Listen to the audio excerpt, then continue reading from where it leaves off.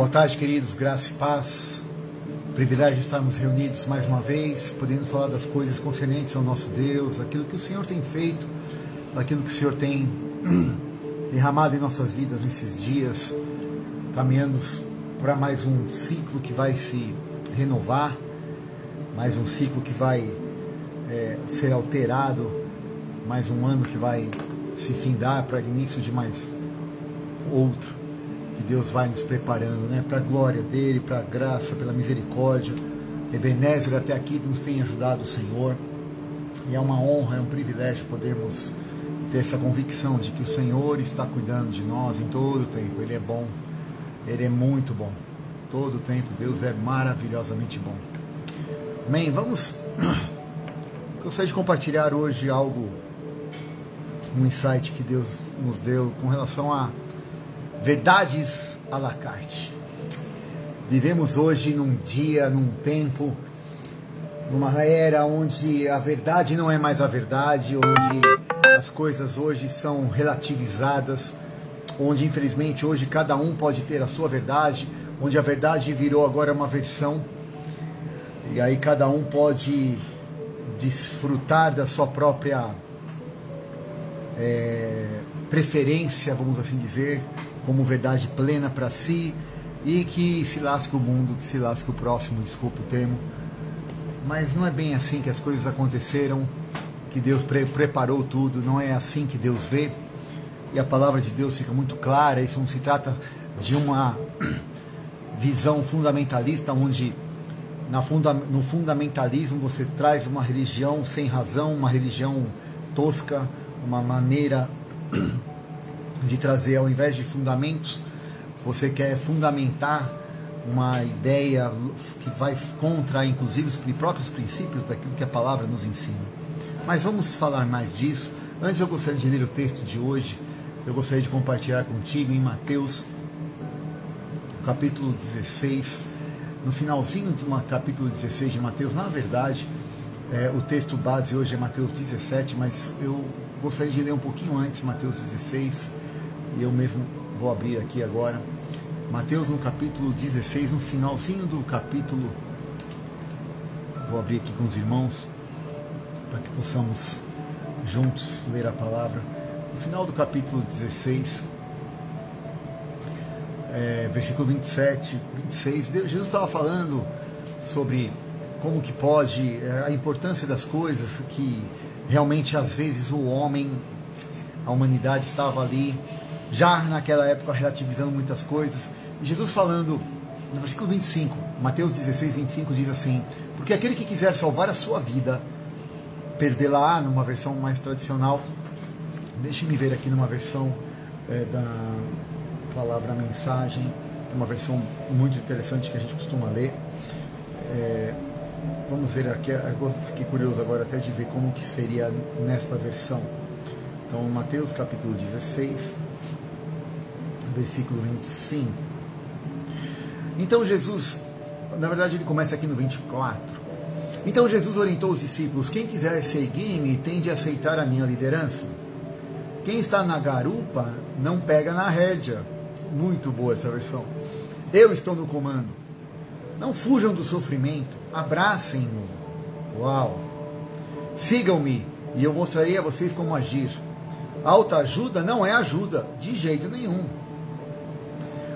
O autossacrifício é o cantinho, o meu caminho. É o caminho, o meu caminho, desculpe. Para que vocês descubram sua verdadeira identidade. Qual é a vantagem de conquistar tudo que se deseja, mas perder a si mesmo? O que vocês teriam para dar em troca da sua alma? Não fiquem obcecados em fazer negócios. Antes que percebam, o Filho do Homem virá com todo o esplendor do Pai, acompanhado por um exército de anjos. Então vocês obterão tudo que sempre desejaram. Não é o sonho. Alguns de vocês aqui verão tudo isso acontecer. O Filho do Homem vindo na glória do reino. Jesus falou isso naquele momento. O Filho do Homem, vocês irão ver Uau, Jesus falou isso para os seus discípulos, eles ali estavam, e ele afirmou isso. Jesus não mente, amados. Mas ele estava falando de forma espiritual. Jesus talvez se referiu a um tempo muito longínquo, ok? Vamos continuar lendo Mateus 17. Versículo 1 diz assim: 6 dias depois desta frase, alguns de vocês, na tradicional diz assim, alguns dos que aqui estão não provarão a morte até que vejam o Filho do Homem no seu reino. Ok. 6 dias depois, 3 dos discípulos viram isso acontecer. Olha o que diz a versão aqui já. Jesus levou Pedro, Tiago e João ao alto monte. Ali a sua aparência mudou diante deles. Um brilho intenso emanava do seu rosto. Suas roupas pareciam banhadas em luz. De repente, eles perceberam que Moisés e Elias estavam ali também conversando com Jesus. Então Pedro interrompeu a conversa: mestre, que grande momento. Que tal se eu construísse aqui 3 memoriais aqui na montanha, um para o Senhor, um para Moisés e um para Elias? E enquanto ele falava, uma nuvem brilhante os envolveu, e da nuvem se ouviu: este é meu filho, marcado pelo meu amor e a alegria da minha vida. Ouçam. Quando os discípulos ouviram a voz, caíram com o rosto em terra, amedrontados. Jesus, porém, os tocou e disse: não precisam ter medo. Eles abriram os olhos e olharam em volta, e somente Jesus estava com eles. Na versão tradicional, só para nós contextualizarmos melhor com a tua palavra aí, nós vemos até o versículo 6. E Jesus, então, 6 dias depois, tomou Pedro, Tiago e João, seu irmão, conduziu particular no alto monte, se transfigurou diante dele, seu rosto resplandeceu como o sol, as suas vestes se tornaram brancas como a luz. E eis que lhes apareceram Moisés e Elias falando com ele. E Pedro, tomando a palavra, disse: Senhor, como é bom estarmos aqui. Façamos aqui 3 tabernáculos, um para ti, um para Moisés, um para Elias. E estando ele ainda a falar, eis que uma voz luminosa os cobriu, e da luz e da nuvem saiu uma voz que dizia: este é o meu amado filho, em quem eu tenho prazer, escutai-o. E os discípulos, ouvindo isso, caíram com seus rostos em terra e tiveram grande medo. Jesus se aproximou, tocou-lhes e disse: levantai-vos, não tenham medo. E erguendo os olhos, viram-se ninguém mais a não ser Jesus. Pai, a tua palavra, nós nos achegamos a ela com fome, com sede, e que a revelação desta palavra fale aos nossos corações e nos transforme. Que nós realmente venhamos a ser transformados pelo poder do dunamis do Espírito Santo que habita em nós. Amém. Perdão, amados, mas ao pensar nessas coisas e ao ler agora essa outra versão, não tinha me ocorrido numa ocasião de preparo aqui. O Espírito Santo é maravilhoso. Mas a questão que eu gostaria de falar hoje é que nós vivemos uma era onde tudo aquilo que é referência, tudo aquilo que é padrão está sendo desconstruído. E como que nós fazemos então para viver sem padrão e sem referência? Como que nós devemos fazer então para vivermos de uma forma onde aquilo que eu e você podíamos entender como aquilo que é o correto, aquilo que deve ser feito, aquilo que é ensinado como princípio, e como foi desde a origem, agora já é questionado ao ponto de ser colocado em dúvida, e não é mais a verdade absoluta. E aqui, por exemplo, o branco já não é tão branco, já é uma questão de percepção. O escuro talvez não seja tão escuro assim, o dia já não é dia. Por que chamar o dia de dia? Ou por que chamar a luz de luz? Se questiona até a própria vida. Onde então agora a verdade, cada um escolhe a sua. Estamos vivendo num momento à la carte. Você pode desfrutar daquilo que você entende que é para você. Então, mais aquele senso de comunidade, aquele senso onde eu e você poderíamos e deveríamos perceber que o todo é o importante, mais importante do que o meu ego, mais importante do que aquilo que eu individualmente penso, embora enquanto indivíduo, posso e devo pensar, e devo agir, e devo me posicionar, tenho direito a ter as minhas preferências, mas nunca em detrimento ao próximo. Nunca colocando o outro numa situação de confronto ou de menos do que aquilo que eu acredito agora ser a minha verdade. Então agora, para mim, a gravidade já não é mais tão verdade assim. Então, se eu não acredito mais na gravidade, na lei da gravidade, G igual a 10 metros por segundo, agora você deve saber lá, metros quadrados. Enfim, a força da gravidade, você que já estudou, me ocorreu isso agora. Se eu duvido dessa lei e resolvo colocá-la, colocar esta lei em teste, é uma posição minha. Agora eu vou querer propagar a todos que agora a lei da gravidade já não existe. Pulem dos prédios, se joguem, façam, porque eu decidi que essa é a minha verdade. E acabou. Ah, mas você é desculpa, um imbecil, você está louco, vocês... Ok, e por que nós podemos fazer isso com tantos outros assuntos?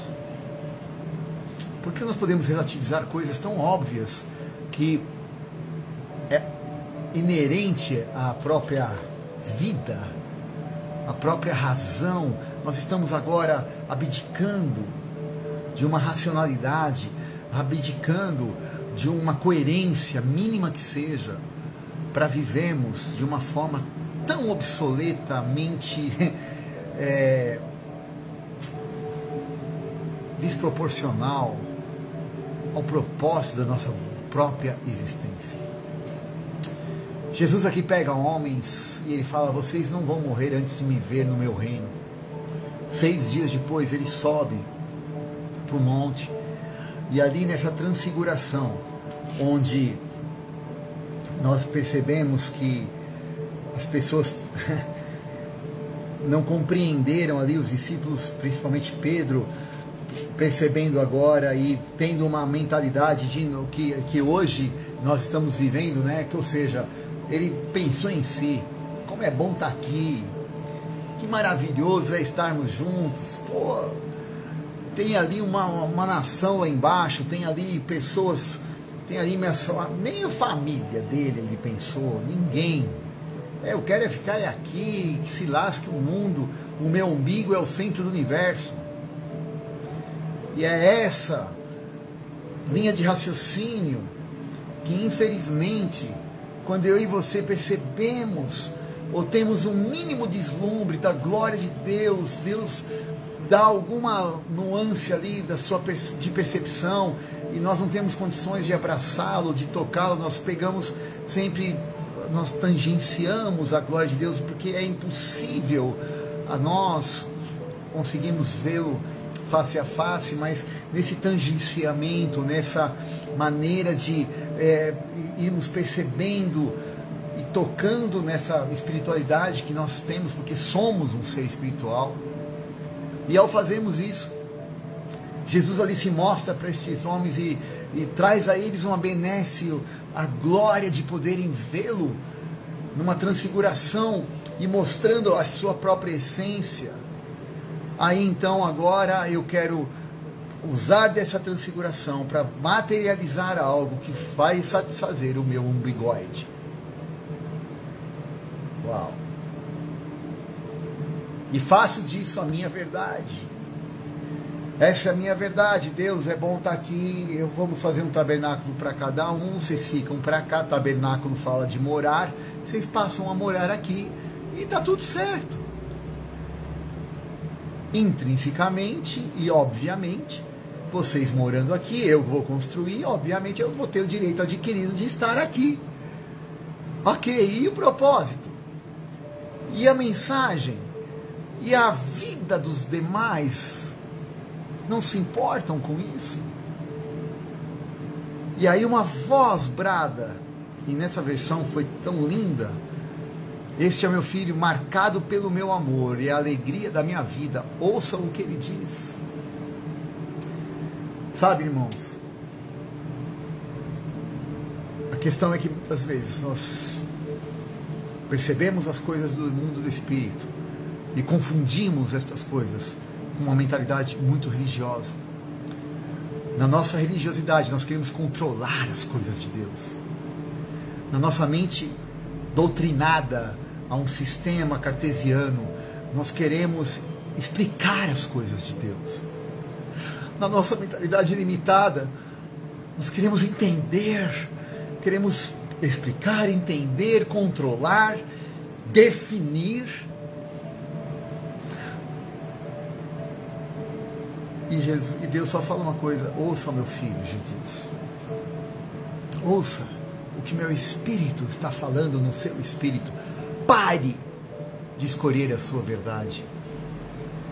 Hoje vivemos de uma forma tão relativizada que não existe só um caminho, não existe só uma verdade, não existe só uma forma de se viver. Mas desde que Jesus veio e marcou a história, ele falou claramente: eu sou o caminho, eu sou a verdade, eu sou a vida. Não existe outra maneira de viver se não for em Cristo. Não existe outro caminho se não for Jesus. Se não existe outra vida, não existe outra realidade, verdade, caminho e vida estão e são o Senhor Jesus Cristo. Formam. Ele é tudo em todos. Então, por mais relativizado que esteja a minha e a sua forma de pensar, por mais que o Evangelho que eu e você ouvimos e com as suas nuances e tudo aquilo que eu e você agregamos de conhecimento, se ainda hoje eu e você não chegarmos nesta conclusão, nós ainda estamos como Pedro, querendo construir tabernáculos para alguns princípios. Eles reconheceram ali Moisés, eles reconheceram quem era Moisés para eles. Uau! O cara que trouxe a lei, o homem que trouxe direcionamento. Quem é Elias aponta para o mover do Espírito, aponta, muita gente já estava dizendo que Jesus era o Elias reencarnado. Você pode ver isso em Mateus 16, um pouquinho antes. E aí Jesus confronta e fala: olha, não é nada disso. Ele traz, ele se transfigura, mostra a realidade. E hoje, infelizmente, nós estamos fazendo o oposto. Nós estamos transfigurando coisas naturais, querendo transformá-las em espirituais.